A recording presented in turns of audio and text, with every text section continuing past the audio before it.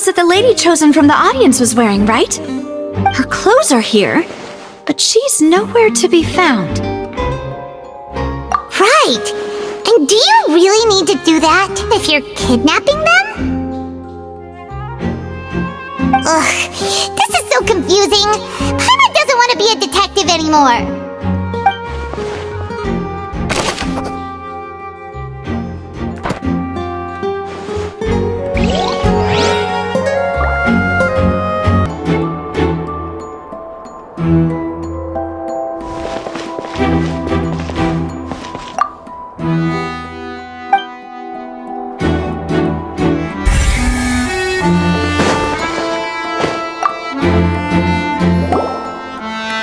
The floor is wet. Please be careful not to slip.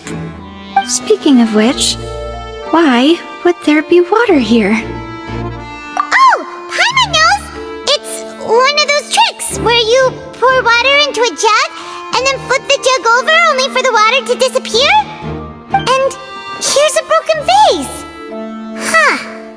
Did the trolley knock it down while moving? That can't be. The trolley moves along tracks from start to finish. It couldn't have hit the vase at this distance. Let's note this down too and think about it later.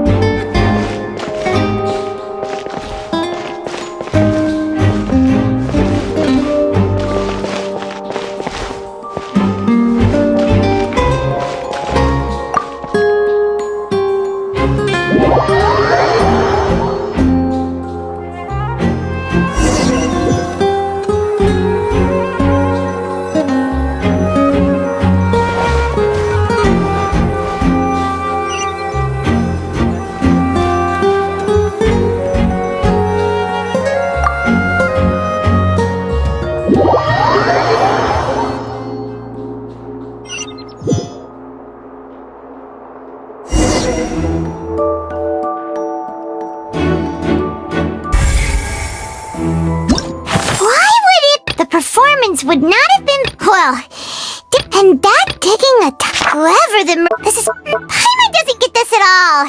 You think about whoever the murderer.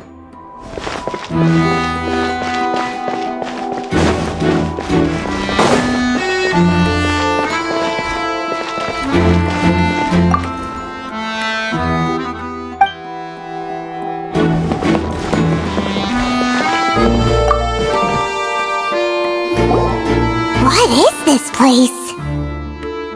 It seems someone could fit through here. Could this have been the suspect's escape route? Alone, perhaps.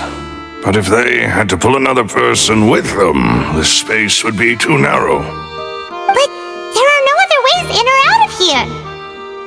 Oh, you're right! Let Paimon write that down.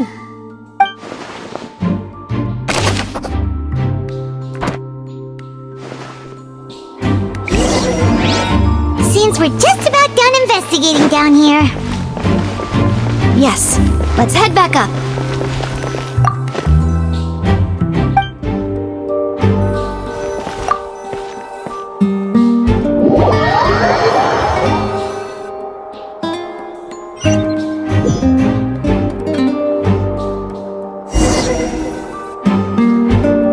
Well, we've ascertained the state of the crime scene.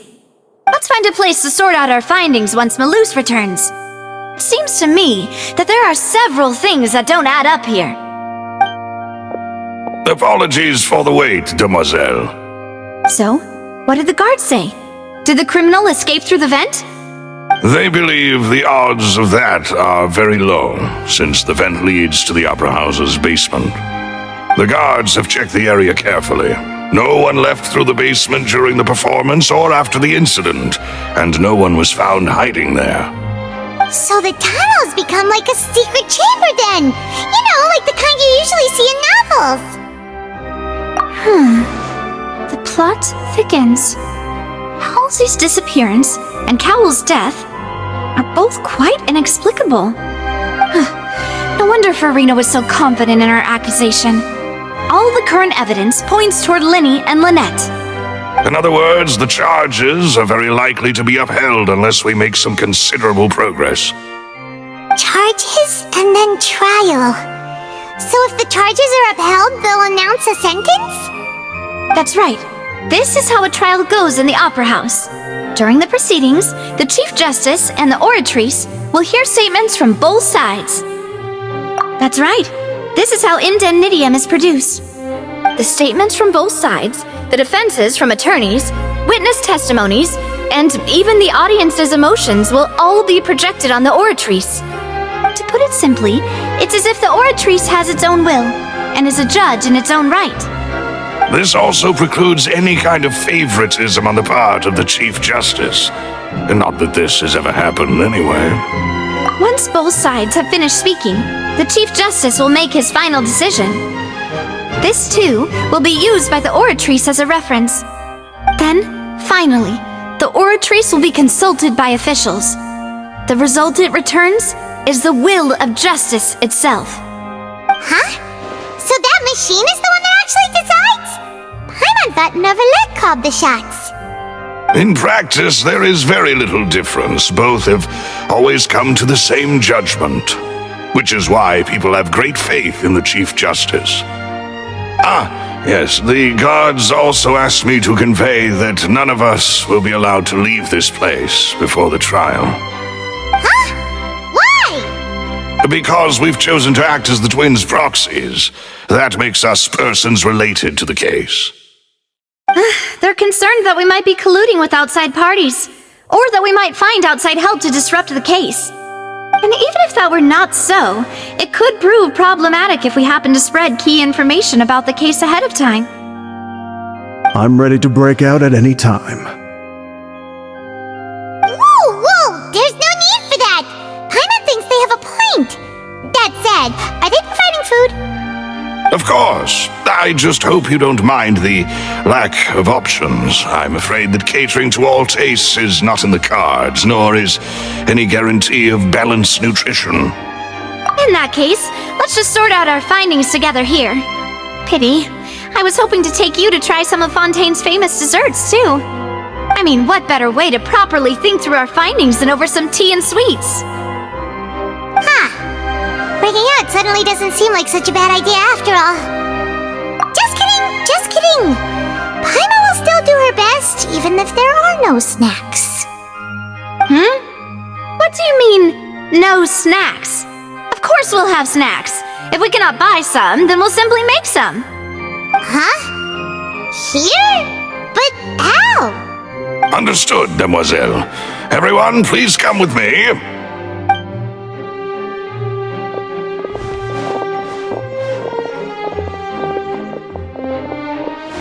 Wait, you're carrying a portable stove with you? Yes, I must be prepared to meet the Demoiselle's baking needs whenever the fancy strikes her. I have eggs, sugar, and almonds at the ready. Good work, you two. Then I'll get to it. Please sit tight for a moment. You'll get to taste my awesome snacks soon enough. These three are quite the interesting group.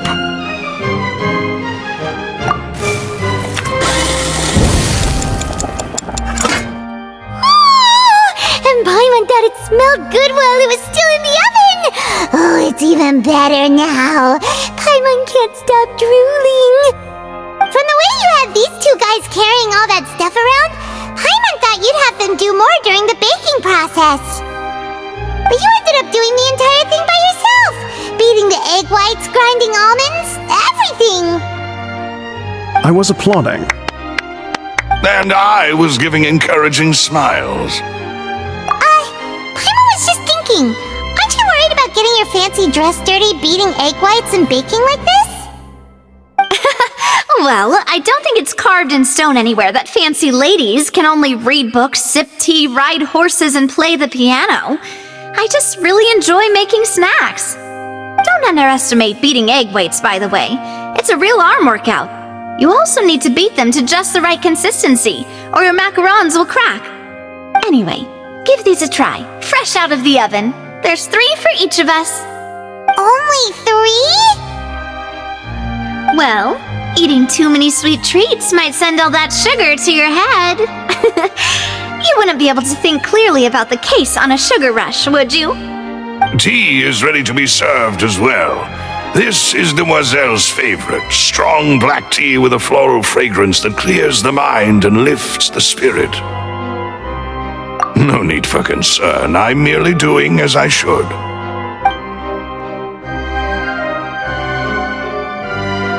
All right then. Down to business. As Paimon mentioned previously, the tunnel seems to be something of a secret chamber. However, we can assume that Linny and Lynette were not alone within it. Some criminal also occupied its sealed confines. The magician twins could have committed the crimes, of course, but they lack any logical motive. Exactly! Why would they do such a thing right when everyone was watching? The flower vase and the thud we heard during the performance could indicate some altercation between Halsey and the criminal in the tunnel, resulting in the shattering of the vase, the discarding of her clothes, and her abduction. Perhaps the criminal thought that since she was chosen from the crowd, she would be too easy to identify if she was still wearing the same clothes. Paimon thinks that makes sense, but the real trouble is... True. None of the clues we found thus far support the existence of this third person. But the only people left to consider are both technically victims, whether it's the missing girl, Halsey, or poor Cowl. Huh. Could Halsey have secretly made modifications to the magic props in order to murder Cowl before making her escape? That's right. And even if she had tampered with the setup, she would need to understand the entire trick to pull it off. Nor does she have any motive. The guard said that she has never had any dealings with the Magic Troop's members. Were we not thorough enough in our search? From the sound of things, this is turning into an impossible case. Your macarons are amazing though, Navia. They smell great! They're nice and crisp and super sweet! They are my specialty after all. And I see you've already had 5 of them. What? 5? Oh, that can't be right! Paimon only counted 3, honest! Please don't worry about it. At my age, a few less sweets might actually be a good thing. No! Being greedy is one thing, but Paimon knows how to count. Besides, Paimon knows that if she ate too many, then others wouldn't have enough. Wait, even you don't believe Paimon? How could you? If Paimon ate those 2 extra macarons, then may they turn into stone in her stomach! All right, we get it. Well, I suppose one of us might have gotten too engrossed in our chat and eaten them by mistake. No big deal. Maloose, set up the stove again if you would. Huh? What are you doing? Making sure everyone gets 3 macarons, of course. Exactly! We don't want to trouble you! As you wish, Demoiselle. And I have the egg, sugar, and almonds. Well, this really is your hobby, huh?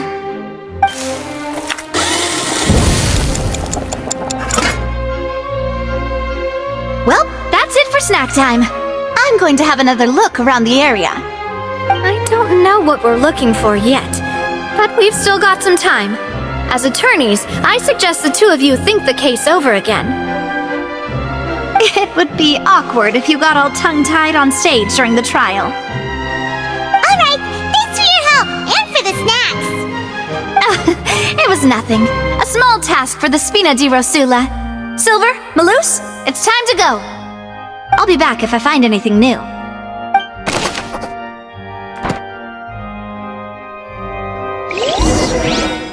Alright, it's time to put our heads together. We've got to get our defense ready for the trial. Oh, it's probably gonna be a long and difficult case. There's no point in worrying about that now. We just need to prepare.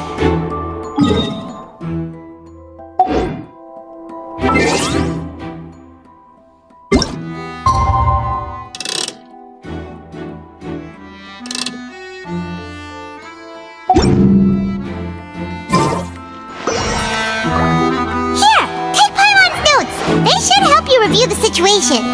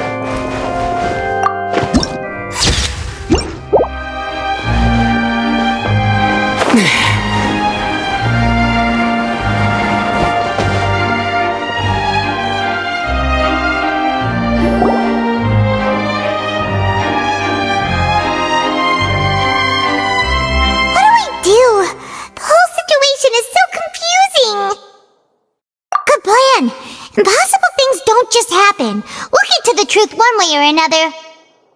Just relax. Even if everyone else suspects Lenny and Lynette, at least we will be supporting them from the stands. Besides, I doubt Farina understands any more about what happened than we do. Thanks, Navia. Well, we'll be going then. Best of luck to you.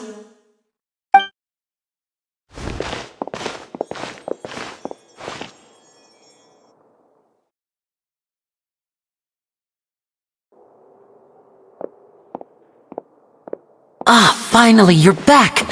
Well, how did your investigation go? To be honest, you might be disappointed. No, we're already very grateful that you were willing to help. Well now, don't you all look disappointed? Don't tell me that your investigation came up empty-handed. That was to be expected, of course. The guilty can never produce proof of their innocence. But don't let that stop you. I shall be terribly disappointed should you, my most anticipated foe, concede so easily. Since both parties are present, I declare that the trial regarding the magic show incident is now in session. Firstly, in order for the audience to understand the causes and results of the incident, could we please have Mr. Linney explain the trick? Yes, of course. I will explain while Lynette demonstrates on stage. All the necessary items have been prepared.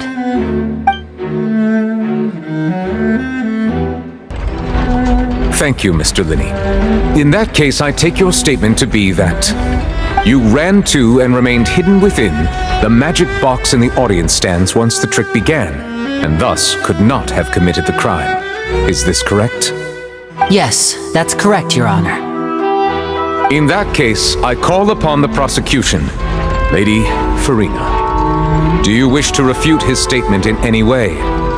Why, of course I do. Allow me to take the first shot and break this case wide open. Mr. Linney is clearly lying. There is no way you could have been in the box the whole time if you were to abduct Halsey and murder Cowell. In fact, I'd say you were hardly in that tunnel at all. That is simply your hypothesis based on the presumption that I'm guilty. Oh, is that so? And if I may ask, what did you hear while you were inside your box? The roaring countdown of the crowd, of course. That's how I kept track of the time and built anticipation for the finale.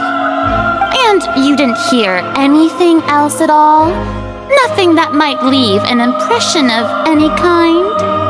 No, nothing. I see. But when the count reached 30 seconds or so, there was a thud. One so loud that I believe practically everyone heard it. Huh? Hey, hang on! Something's not right here. Yeah, I'm sure he could have heard a noise that loud from inside the box. I was right by the box and I definitely heard the thud. Look at those scales. Could those mean... Well then, ladies and gentlemen, allow me to use the words of the magician himself. You never know what can happen in the blink of an eye. Indeed, it seems his alibi can also collapse in the blink of an eye. Of course, I have armed myself to do far more than smash your alibi. Confidence cannot go unfounded, and my foundations are rock solid. Tell me, aren't you and Lynette actually from the House of the Hearth? The House of the Hearth?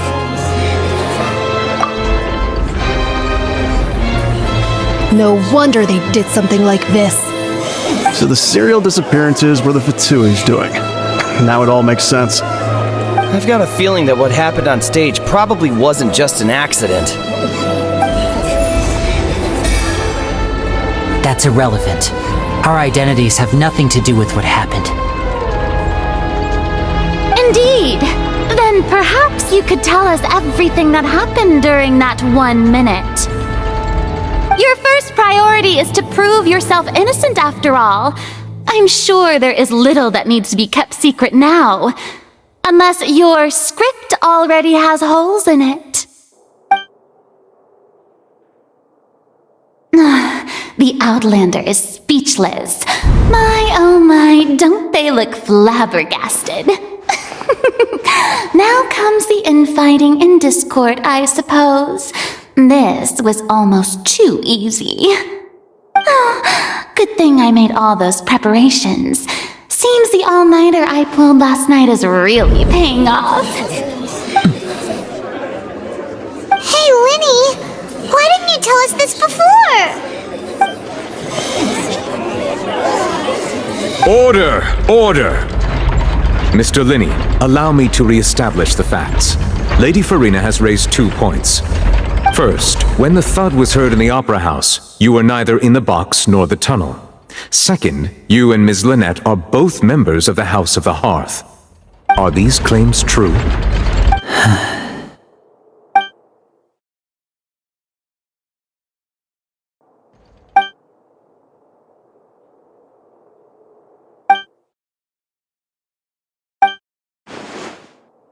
Please answer my question, Mr. Linney. I'm sorry. Yes, they're true, Your Honor. I knew it! Well, that's it. We might as well move on to the sentencing already. What should we do now? Granted. In that case, what is your request? Is that really necessary? They're already as good as guilty. The defendant deceived their own attorneys. What is there left to discuss? Order! Order, I say! Your request is reasonable, and we shall adjourn. This trial will reconvene in 1 hour. So you would stick to Mr. Linney's defense even after knowing what you do now? You certainly have more professionalism than I thought.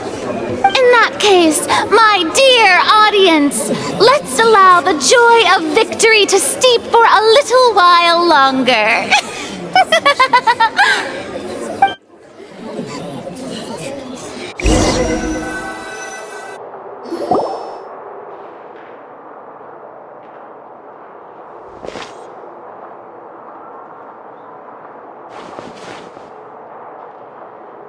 Well, this is awkward. I didn't think the Hydro Archon would dig all that up. I'm sorry, Traveler and Paimon. Yeah, sorry. Paimon doesn't know where to start. We trusted you two. We based our entire reasoning on the assumption that you weren't bad guys. Not to set the wrong tone or anything, but Paimon's really mad! I'm very sorry. I know you're angry, and reasonably so, but please, let me explain. I know you've clashed with the Fatui several times before. I wouldn't be surprised if just hearing the word is enough to make you upset. But our organization is very, very large, and the Harbingers have very different personalities and goals. Right now, we want to save people. As many as we can. That's right. I'm sure we're on the same page when it comes to this nation and the disaster that its people might face. I knew if it weren't for our respective identities, we could become good friends. That's why I didn't wish to flat out lie to you, but chose to hide some details instead. The truth is very important, but being completely transparent about everything would see us spending more effort than we need to. Right. So, you be the judge. Heck, if I were you, I fear that I'd even struggle to trust me at this point. You met a Fatus who works as a magician, a trickster by trade. All by coincidence, too. But still, I'm asking you to trust me. I am no criminal. At least, not in this case. Sorry. Please forgive us. Well, you both say that, but... Right. Let's hear your answer first, and no lies now! Of course. I'll answer any question you ask. We've been trying to find out how the Oratrice operates. We want to know why it has a consciousness. Why can it deliver sentences accurately? During our investigations, we learned that the machine's core is beneath it. From that moment on, Lynette and I have been designing this box swap trick with the objective of getting close to the core. Is that why you needed a whole minute? That's right. In truth, the audience would take about 75 seconds to count down from 60, while I would only need 15 to get to the opposite box. So, after jumping into the tunnel, I accessed the Opera House basement via the vent, and went to investigate the room in which the core is stored. That air vent was created during the construction of the tunnel specifically to execute this step. Well, nothing. As soon as I reached that room and was about to investigate, I heard someone's voice. Which should have been impossible, of course. I was quite certain that I was the only one in the room. That voice seemed to recognize me and tried to speak to me. I chose to err on the side of caution and retreated the way I came. On the way back, I saw the broken vase and the clothes on the ground, but the countdown was almost finished, so there wasn't time to give it any thought. After that, the homicide occurred just as you saw. Well, that explains why you didn't hear the thud. Because of that prophecy I told you about, of course. We must know all we can about this nation's secrets in order to deal with that prophesized crisis. That's the only way we can save everyone. So, there you have it. The whole truth. I swear, I didn't hide anything from you this time. It was never my wish to proceed under this cloud of mistrust either. But like I said earlier, you can be the judge. If you want to leave because you don't trust the Fatui, there's nothing I can do to stop you. Well, Traveler, you decide. Paimon will follow your lead however you choose. Okay, thank you. Thanks for giving us a chance. The current problem is that the scales are tipped pretty badly against you two. If we want to refute the Hydro Archon's accusations, we're gonna need a seriously watertight defense. Huh? Oh, Paimon thinks she gets what you mean.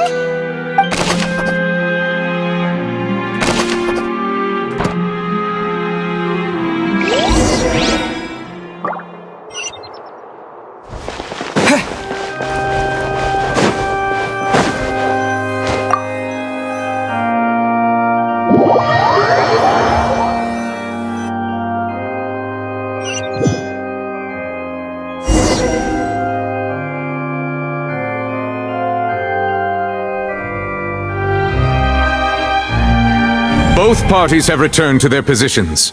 Let us continue the trial. When last we left off, Mr. Linney acknowledged the new evidence presented by Lady Farina as fact. Therefore, Lady Farina may continue stating her reconstruction of the events. That took long enough. Now then, if everyone would lend me their attention. At this stage, let's revisit that scene from Linney's perspective.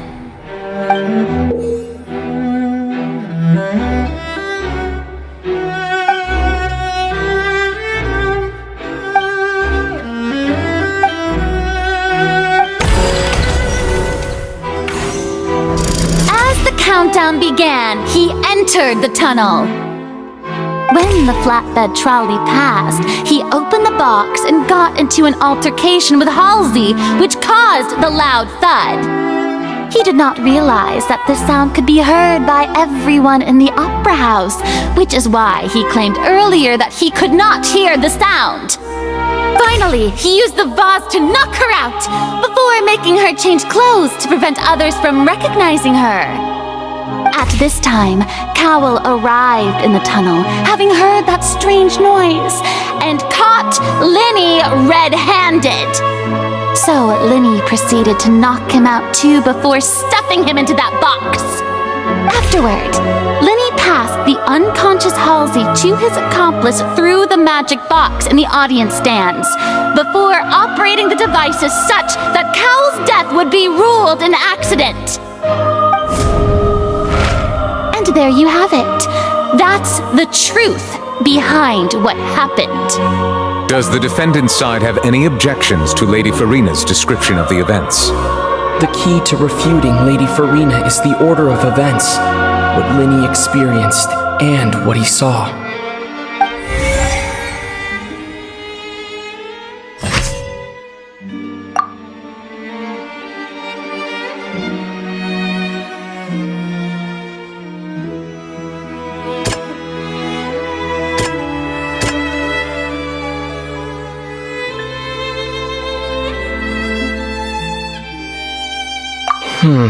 Seems this won't produce a particularly effective rebuttal. Seems this won't...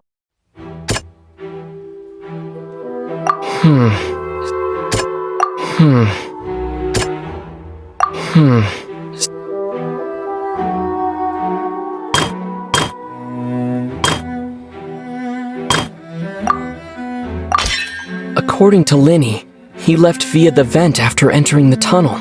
He couldn't have had that altercation with Halsey.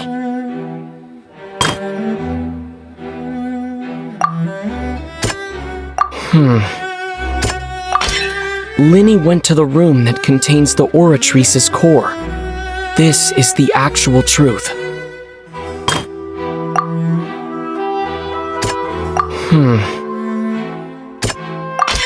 Linny did not take part in the underground altercation. He only witnessed traces of the aftermath. Attention! Ace Detective Paimon has something to say!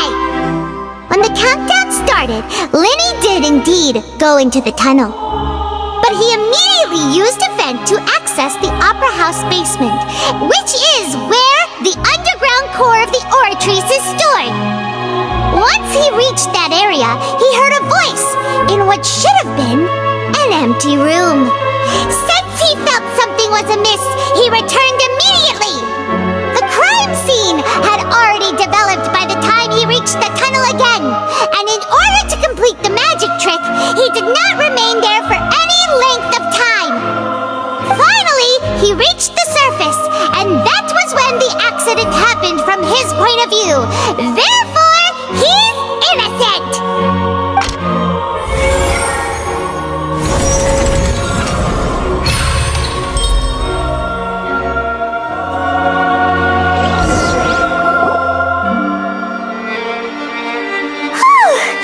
Paimon did it!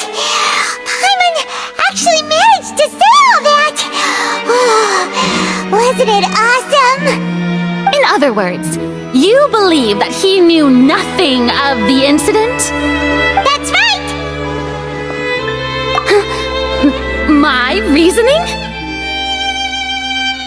If that's the case, then if Cowell hadn't entered the tunnel, who was the entire setup meant to kill? Assuming that what you say is true, Linny only needed to kidnap the young girl to cause a new disappearance case. What would the point of killing someone on stage be? Oh, they have a point. That's right, you tell them! And that's why they're partners of mine. They've managed to turn things around. Oh, well, your denial is very strident, I'll give you that. But what proof do you have to back your claims? Of course I do. If he had been in the magic box the whole time, how could he have not heard that sound? Why do you ask? You're saying that he wasn't?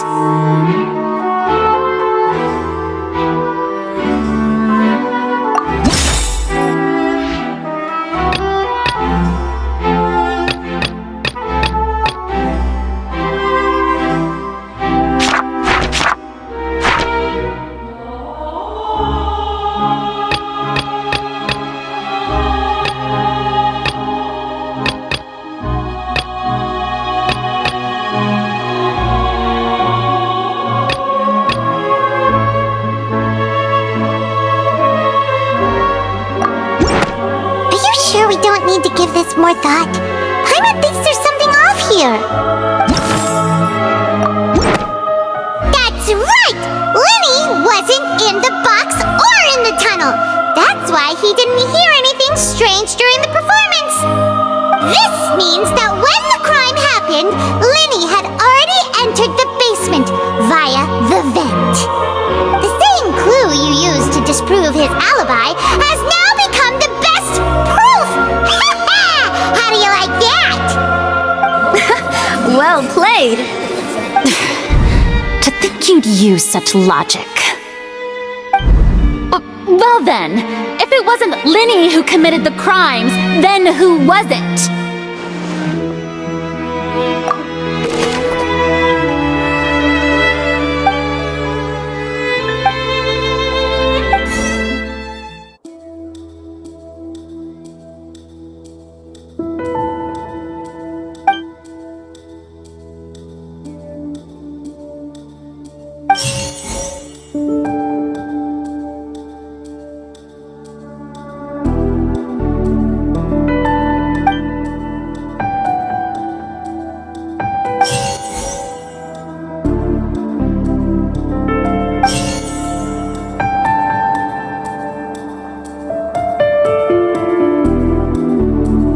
There have been a third person involved? Is that really a possibility? Halsey is the missing person and an ordinary audience member. Or did she have her own scheme all along? The deceased's name is Cowell, Linny's assistant. He would have been able to tamper with the equipment.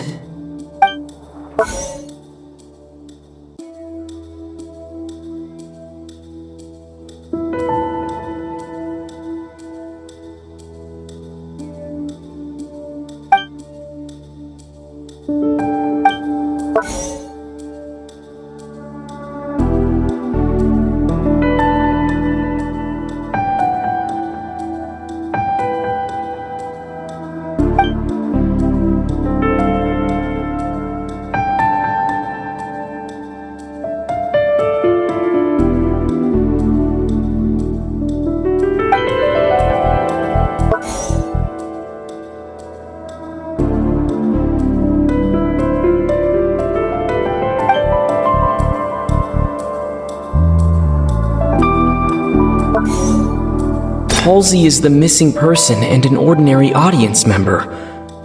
Or did she have her own scheme all along?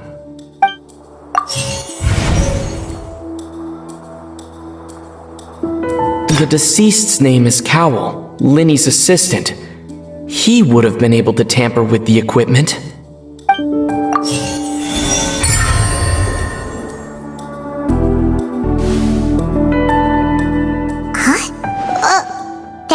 Right? Are you serious? The killer was, in fact, Cowell, the deceased! Oh, is that so? How interesting! Let's hear your reasoning then. What I must do next is recreate the truth. What Cowell did, and how he went from would-be perpetrator to victim.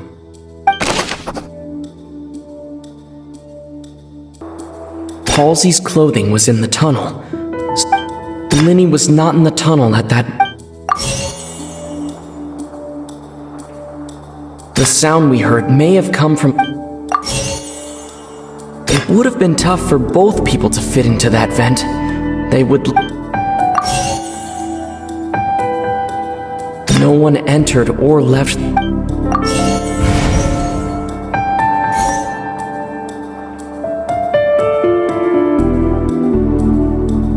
The deceased's name is Cowl. It would have been tough for both people to fit into.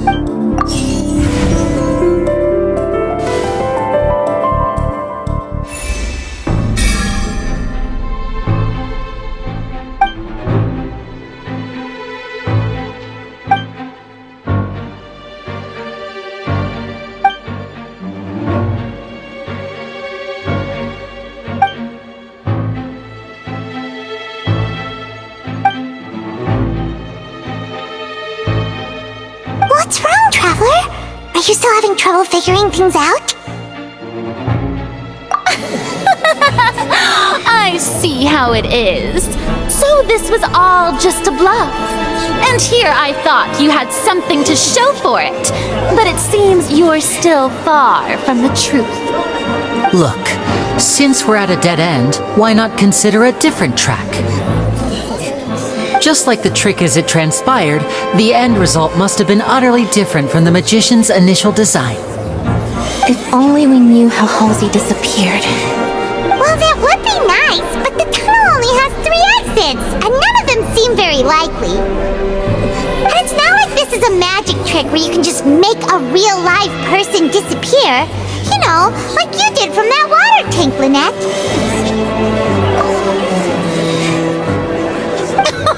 Excuse my interruption, dear opponents, but do you not see that the crowd is growing impatient? There is no greater sin in this opera house than an awkward delay in the performance.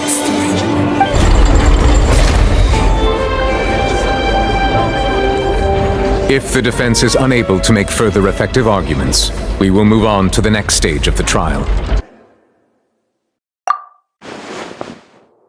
Linny was not in the tunnel at that moment, which gave our criminal ample time. The sound we heard may have come from a clash between the missing Halsey and the criminal. The deceased's name is Cowl, Linny's assistant. He would have been able to tamper with the equipment. The vase was not broken by chance. It was used to cover important evidence. The water!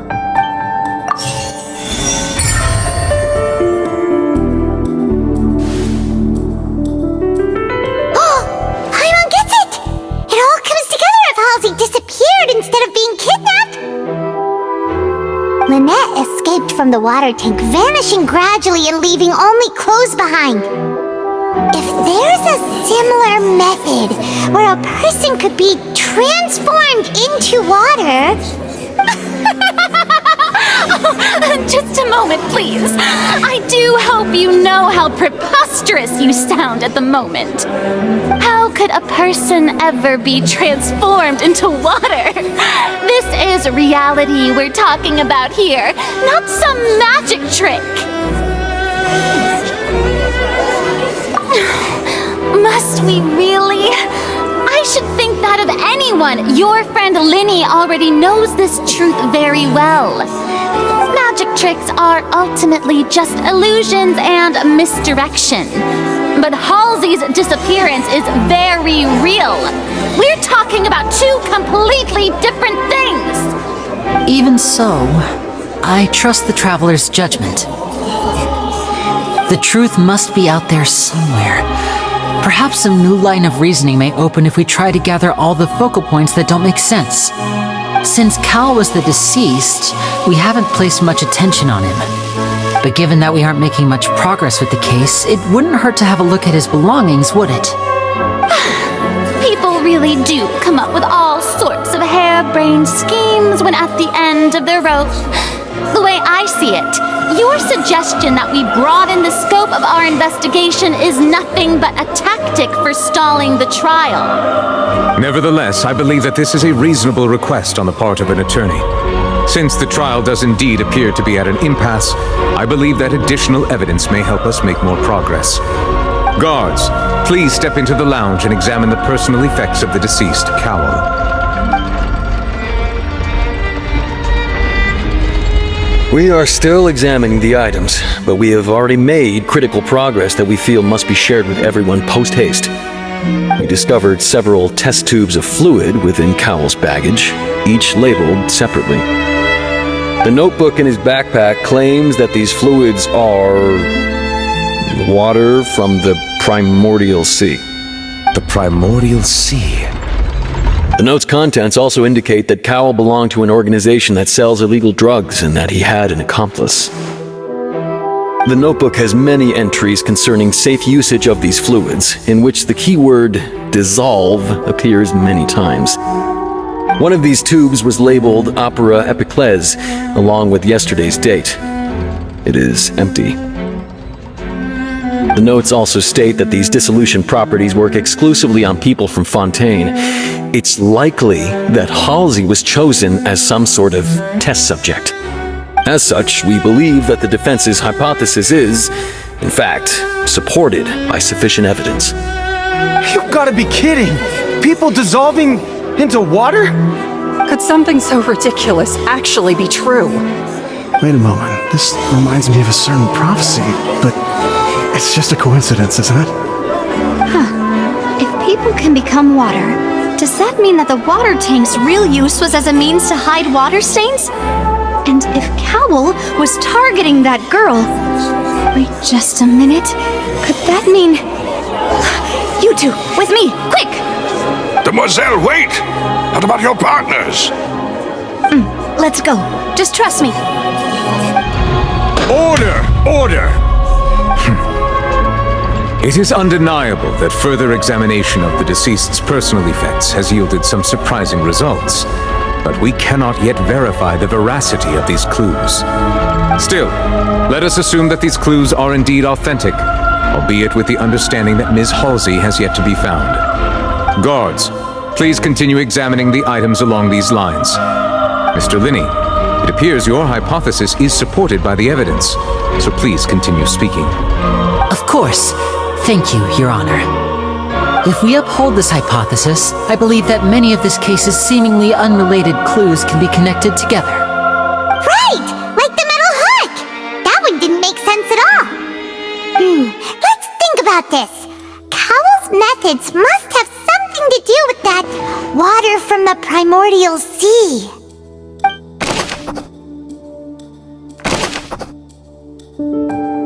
The deceased's name is Cowell, Linny's assistant.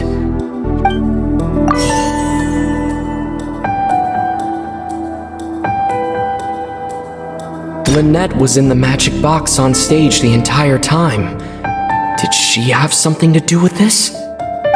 I remember there was something else within the inner layer of that box. The rope that held the water tank up was lit by the fireworks and snapped. As such, the focus here is on the water and not the tank.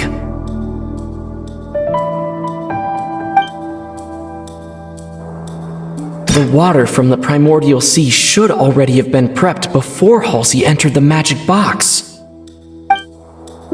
Now it seems like the hook rope was not meant for another magic trick, but was instead some form of triggering mechanism. The water from the primordial sea should already have... The rope that held the water tank up was lit by the fireworks and snapped. I remember there was something else within the inner layer of that box.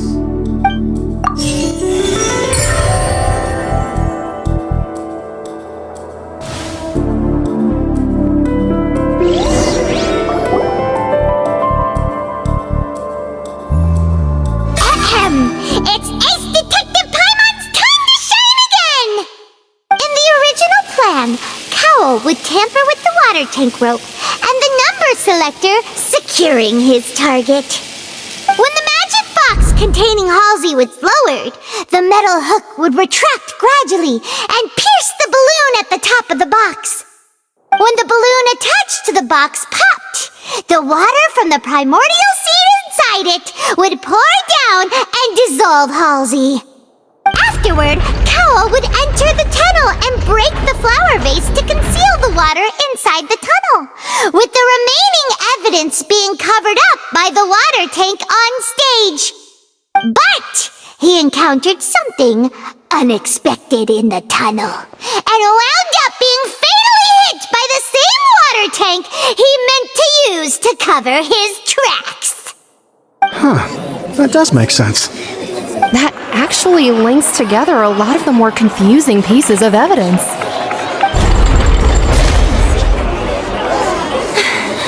Oh dear, what do I do? Even I think they sound convincing now. Have I falsely accused an innocent person? What a humiliation. Now, it seems like the only point of contention remaining is the exact circumstances that led to Cal's death. His notes mentioned he had an accomplice who could be related to the situation. On that note, the guards have just contacted me indicating that they uncovered new evidence. I shall now invite him on stage to share it with us. Thank you, Your Honor. We were just inspecting the luggage of the other people involved in this case. And we found an identical sample of the water from the primordial sea among Linny's personal effects. What? That can't be. Oh, I see.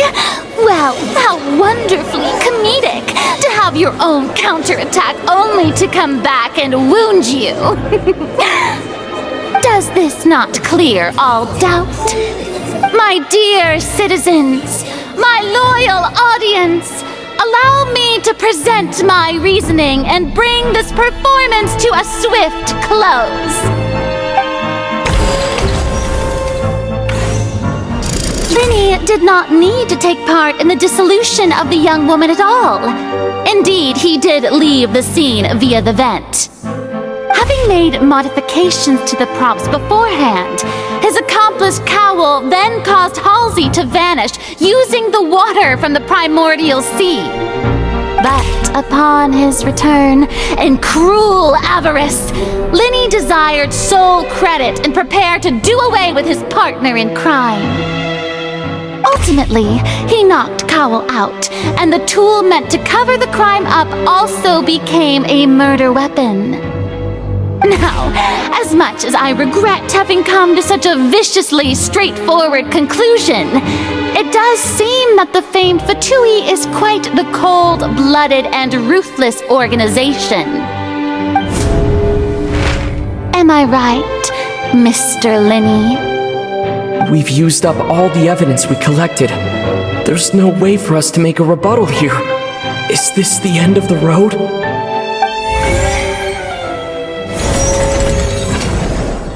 Oh no! Paimon can't think of anything either. It doesn't look like there's any way around this. Seems using the water as new evidence was too good a move. Why did this have to happen now? I think we've all seen enough now, and we have ample witnesses to my flawless reasoning. I believe this is indeed the finale! Now then, my good, noble Chief Justice, should we not, in your view, move... Excuse me, everyone, but I must interject! Miss, I must ask you not to shout and to respect the ongoing legal proceedings. Oh, come on, don't be hasty. I have a good reason for interrupting, you know. Now, would anyone here like to take a little break from all this debate and see a little magic? I'll show you an amazing trick, one that can bring a young woman who has disappeared back in the flesh, right before your very eyes. Please, do the honors, Mr. Linny, if you would be so kind. What in the world is she saying? No offense, miss, but miracles like that are beyond my scope as a magician. Come on now, don't be silly. Magic is all about misdirection, isn't it? It often conceals the truth while presenting a fascinating illusion. But once everyone believes the illusion, can't magic reveal the truth to them once again? And wouldn't Won't such a trick be the most marvelous finale to today's performance? Come on, Lenny and Lynette. Give it another go. Don't worry. Spina di Rasula has made the necessary arrangements on your behalf. But as the magic makers and stars of the show, I think I should leave the final performance to you. I understand.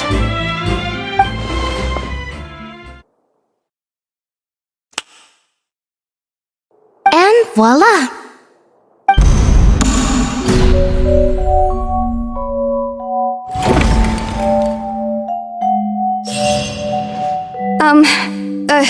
Sorry for the interruption. Wait, isn't that Halsey? So the whole thing about people dissolving wasn't true after all? To be clear, I'm only here because this person told me that if I testified, the merit of doing so would lessen my sentence. I was hiding outside this room listening to the proceedings because I was afraid that I would be the one put on trial. I was just feeling happy that no one had noticed me, and then before I knew it, she caught me. That'll teach you to underestimate us three. Where should I begin? I'm sorry. I'm the one who killed Cowell. I admit it. What? Why? Firstly, my name isn't Halsey. It's Lillian, and I'm originally from Mondstadt. I heard that Linny's show was going to be a real thriller, but I missed the chance to buy a ticket, so I stole one. That's how I make a living. I steal stuff here and there, and I'd never been caught before. But I was noticed at the harbor a few days ago, and I barely got away. Lenny was the one who caught me in the act. Hey! No wonder you look familiar! So you were the thief! Liddy even mentioned that you were pretty skilled! Well, and I thought that would have been the end of it, but then the number selector chose me. He even mentioned the Fortress of Meripede. That's a prison, isn't it? So you can imagine how shocked I was.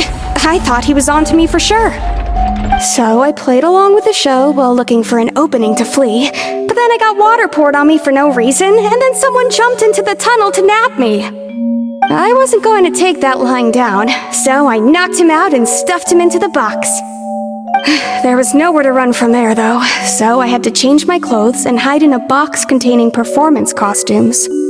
I slipped out after the first guard arrived at the scene and continued hiding inside the opera house. Can a person even hide in there? But I swear I didn't know that the water tank would fall down. Really, I swear it. Had I known that, I wouldn't have put him in the magic box. I may be a thief, but I'm no killer. Well, that makes everything pretty clear now, doesn't it? This time, we need to tell the entire story from Lily-Ann's perspective.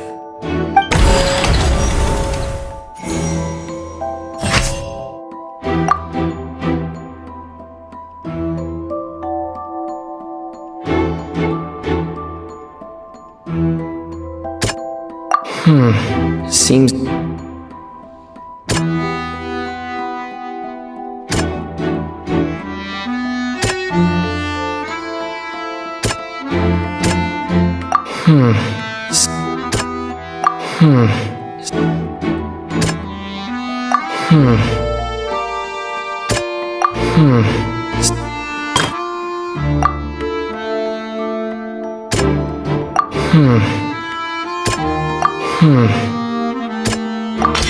The strange sound wasn't from a fight.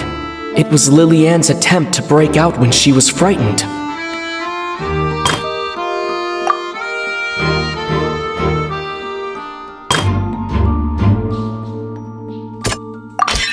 The flower vase was not broken to cover anything up, but it was smashed during the struggle between Lily-Ann and Cowell.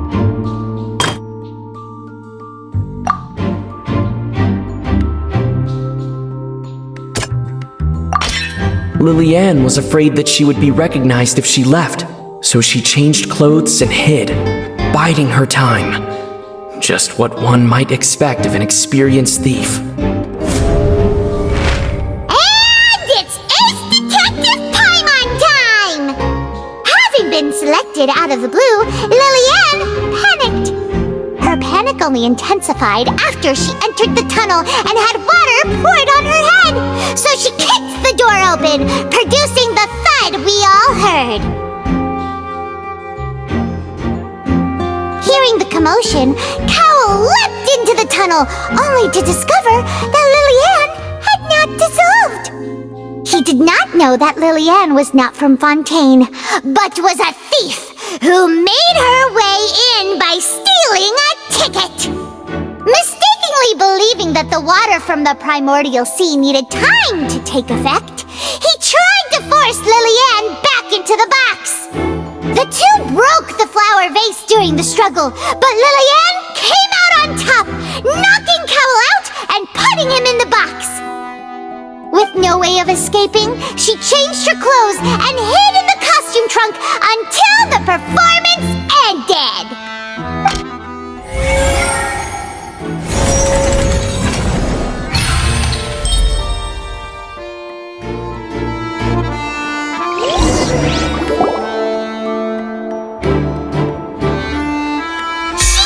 That she would have to go through guard inspection if she tried to leave afterward.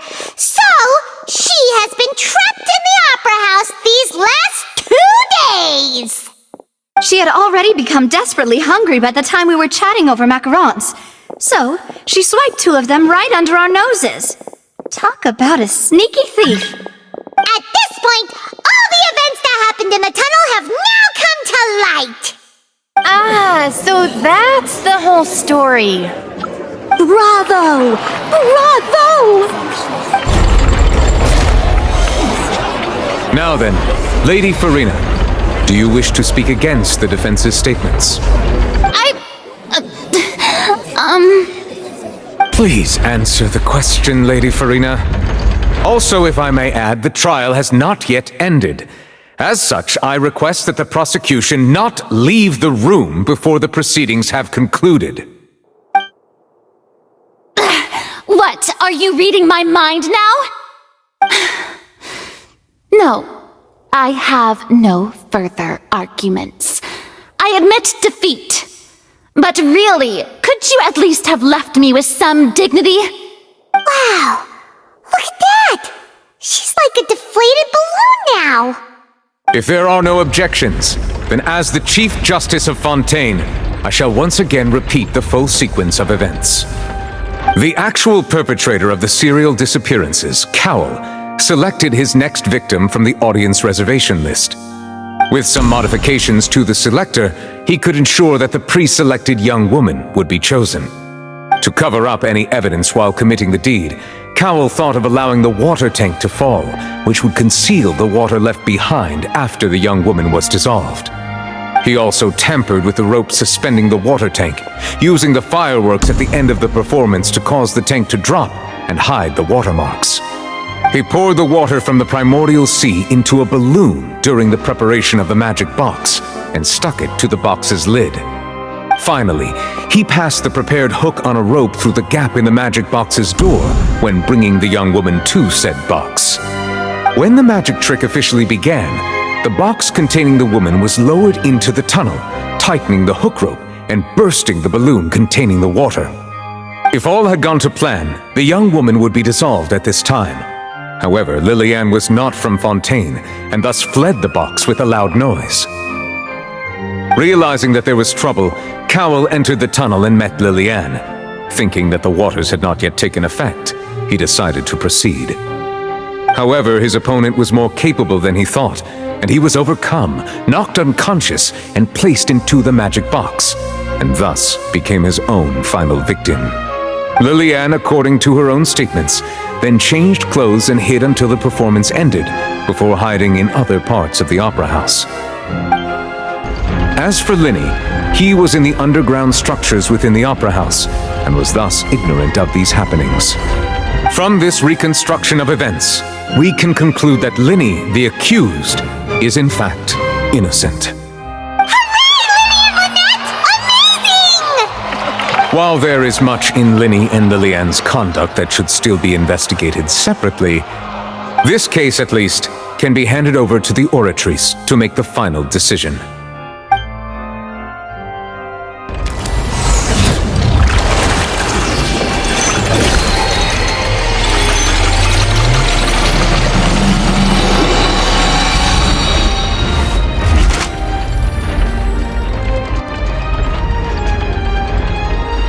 As such, Linny and Lynette are officially declared not guilty. Victory for Ace Detective Paimon! Great work, partners. Thank you all. Thank you so much. Next, I think we deserve an explanation, Guard Vaughn. How did you find the water from the primordial sea in Linny's baggage? Right! Your discovery caused me to make a serious mistake, you know. Or was that not a discovery, but false evidence that you dared to bring before this court? I suspect that the accomplice mentioned in Cowell's notes was not Linny, but you, yes? I'm sure you know what you must do to lessen your sentence. Speak quickly! Unless you want to earn yourself a one-way ticket to Coupon Town. I was just following orders. We were supposed to place blame for the serial disappearances onto Linny, and thus cause suspicion to fall on the Fatui. The higher-ups said this was the best opportunity to do so. And now that your plan has fallen through, and the secrets of the water have been revealed, you have become a liability to said higher-ups, yes? Therefore, you would be wise to tell everything you know, and seek the protection of the guards. Yes, I'll tell you everything I know. Our boss discovered that the water can cause people to dissolve. It can also be made into a potion, which when extremely diluted, can cause people to experience unforgettable exhilaration. We've been in this business for a while now, and have made decent more off it. The disappearances were also the boss's idea. I mean, this is the boss we're talking about.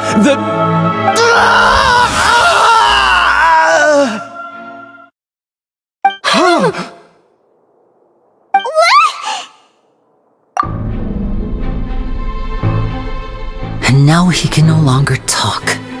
Such ruthlessness. I shouldn't have expected any less of them. An outrageous act.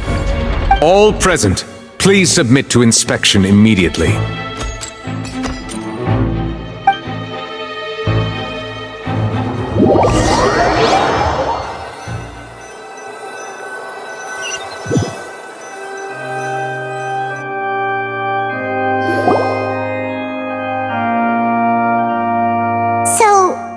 We're just going back now?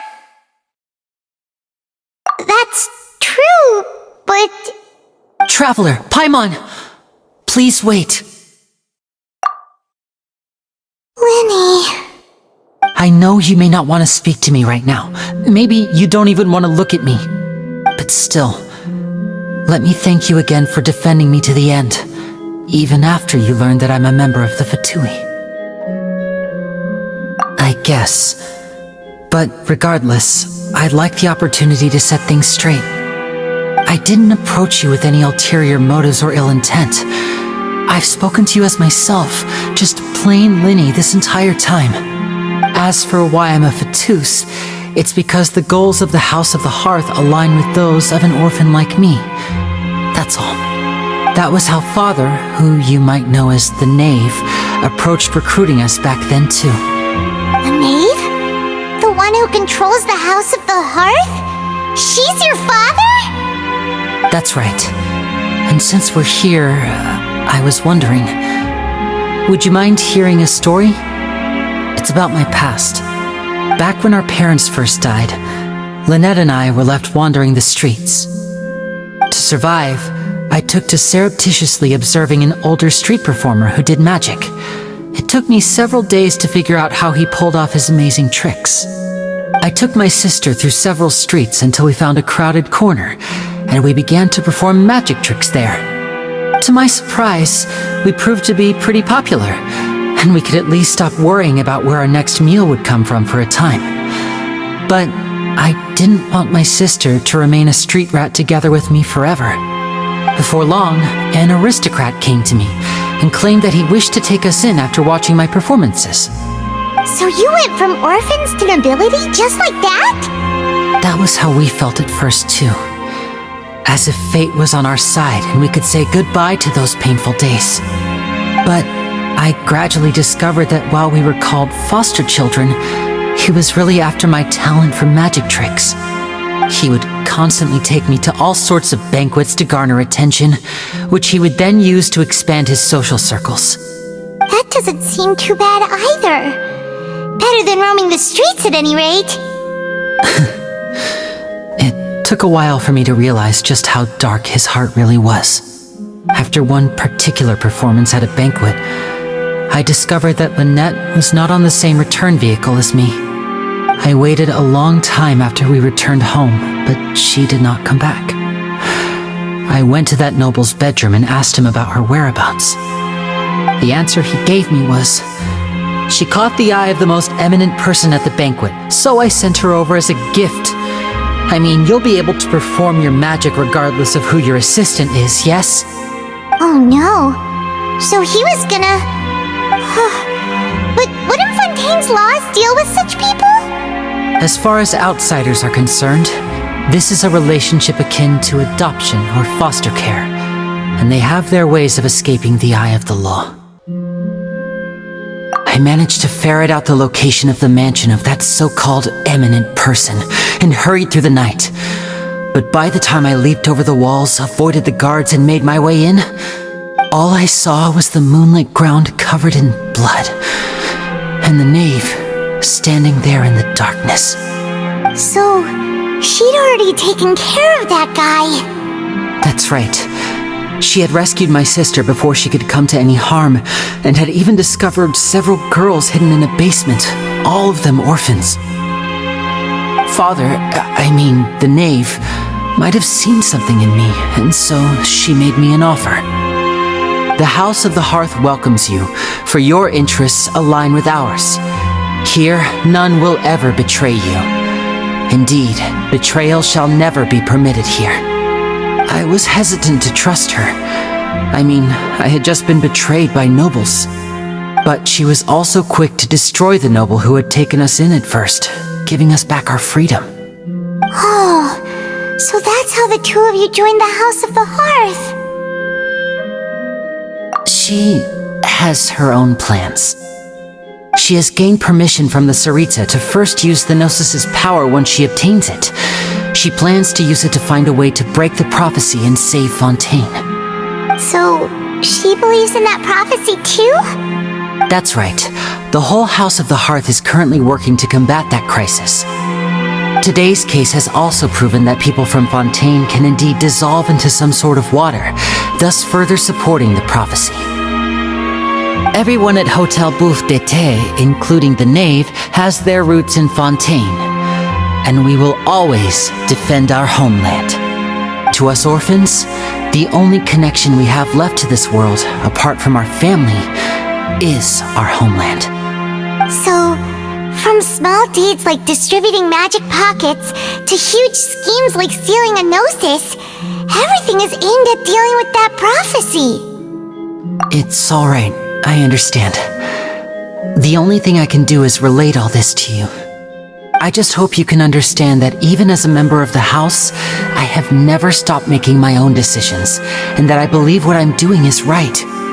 If you should need anything at all in the future, feel free to find me.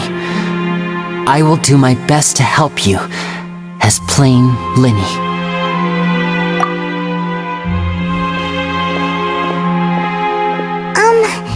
Bye, Linny!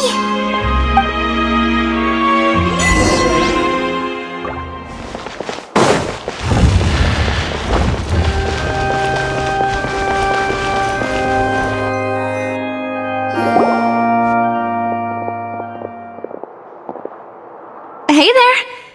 What was with the disappearing act you pulled right as the trial ended? Were you looking for us, Navia? Well, this whole thing isn't exactly over, is it? I do feel that we're getting closer to solving the serial disappearances case, though. Don't you think so, too? Huh?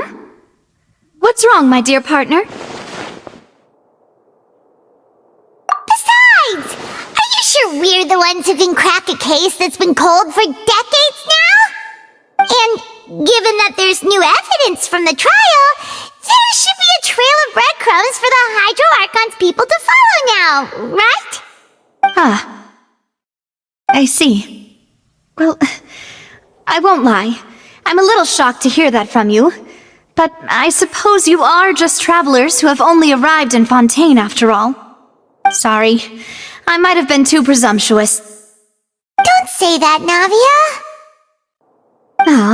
And we were having so much fun investigating with you, too. It was like having new waters flowing into a stagnant mire, causing new hope to spring forth, and the reflection in the murk to become clearer. Sorry about that. I'm a bit prone to nostalgia. Don't mind me. Wait, shall we have a farewell meal? You know, to commemorate our time as partners? Huh? Do we really need to get that formal? Well, guess you really did treat us as partners, huh? Well, I'd just like to have a proper ending to every important memory. That way there are no regrets later. Anyway, it would just be a meal, so it shouldn't take up too much of your time. You don't have to twist Paimon's arm. If Boss Navia's treating, count Paimon in! Oh, wonderful! In that case, why don't we return to the court of Fontaine and head to the Hotel de Boer? I believe we'll make it just in time for dinner. All right then, let's have our farewell meal!